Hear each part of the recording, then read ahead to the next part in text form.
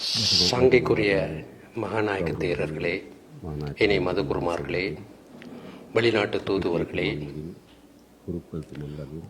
உயர் ஸ்தானிகர்களே,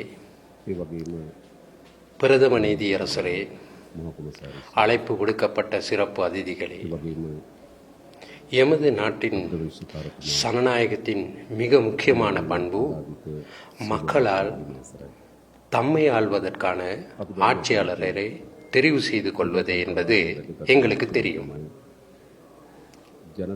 எனினும் தேர்தலின் போது வாக்குகளை அளித்தல் மற்றும் ஆட்சியாளரை தெரிவு செய்து கொள்வதால் மாத்திரம் சனநாயகம் முற்றுப்பெற மாட்டாது.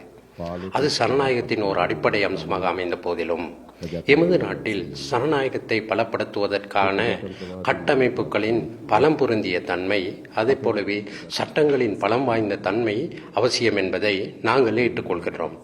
எனவே நான் முதலில் எமது நாட்டு மக்களுக்கு ஒரு விடயத்தை ஞாபகப்படுத்த விரும்புகிறேன்.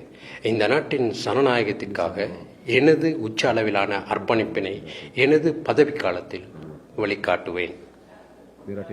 அதே போலவே எமது நாட்டில் தேர்தல் ஒன்றின் போது அதிகார பரிமாற்றத்தின் போது அது சனநாயக ரீதியாக இடம்பெற்ற வரலாறு நிலவுகின்றது.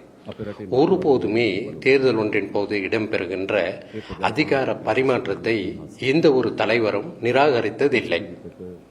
அதற்கிணங்க செயலாற்றி முன்னாள் ஜனாதிபதி கௌரவ ரணில் விக்ரமசிங்கே அவர்கள் மக்கள் ஆணையை சுமூகமாக ஏற்றுக்கொண்டு இந்த ஜனநாயக அதிகார பரிமாற்றத்திற்கான அவருடைய அர்ப்பணிப்பையும் முன்மாதிரியான தன்மையையும் வெளிக்காட்டியமைக்காக நன்றி கூற கடமைப்பட்டுள்ளேன்.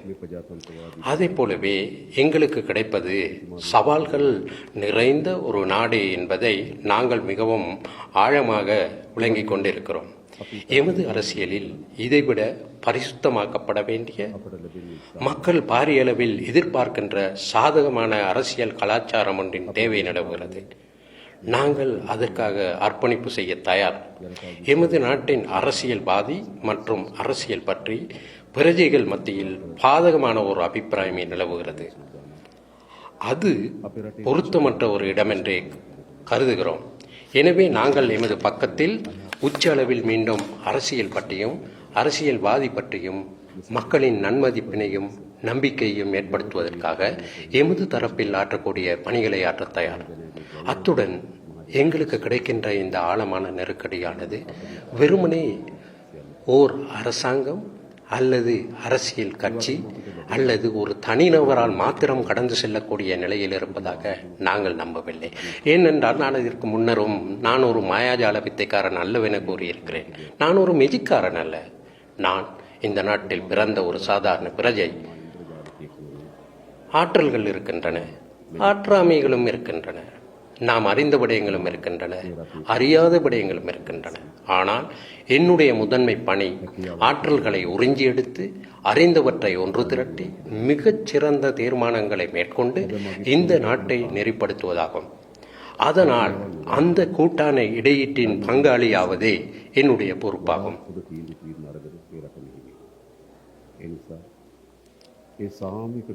அதுபோலவே இந்த நெருக்கடியை நிறைவு செய்யும் போது அனைத்து துறைகளையும் சேர்ந்த பொது பிரஜைகளுக்கு ஒரு பாரிய பொறுப்பு இருக்கிறது. அந்த பொறுப்பினை ஈடேற்றுவதற்காக நான் உங்கள் அனைவரினதும் ஒத்துழைப்பினை எதிர்பார்க்கிறேன். ஆனால் நாட்டின் ஜனாதிபதி என்ற வகையில் என்னிடம் ஒரு தலையாய பொறுப்பு இருப்பதாக நான் நம்புவதோடு இந்த சவாலை வென்றெடுப்பதற்காக எல்லா சந்தர்ப்பங்களிலும் செயலாற்றுவதற்காக என்னிடம் கையளிக்கப்பட்டுள்ள பொறுப்பினை நான் முறைப்படி ஈடேற்றுவேன் என்பதை இந்த சமூகத்திற்கு நிரூபித்து காட்டுவேன். அதே போலவே குறிப்பாக எங்களுக்கு தெரியும், எமது நாட்டுக்கு சர்வதேச ஒத்துழைப்பு அவசியமாகும்.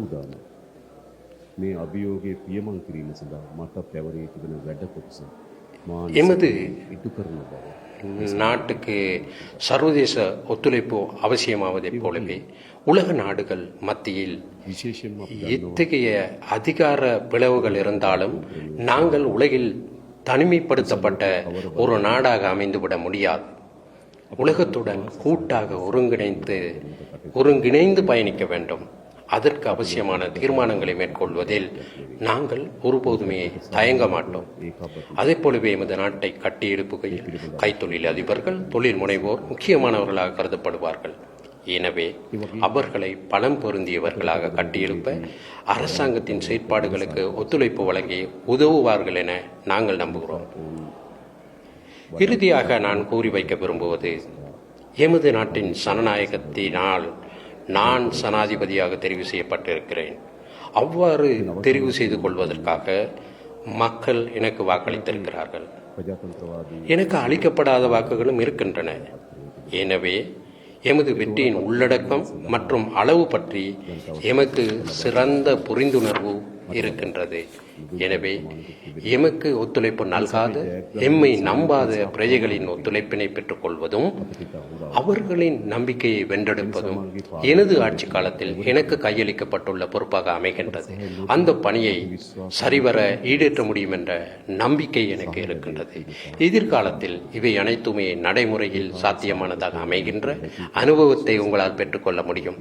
அதற்காக உங்களுடைய ஒத்துழைப்பினை பெரிதும் எதிர்பார்க்கிறேன்.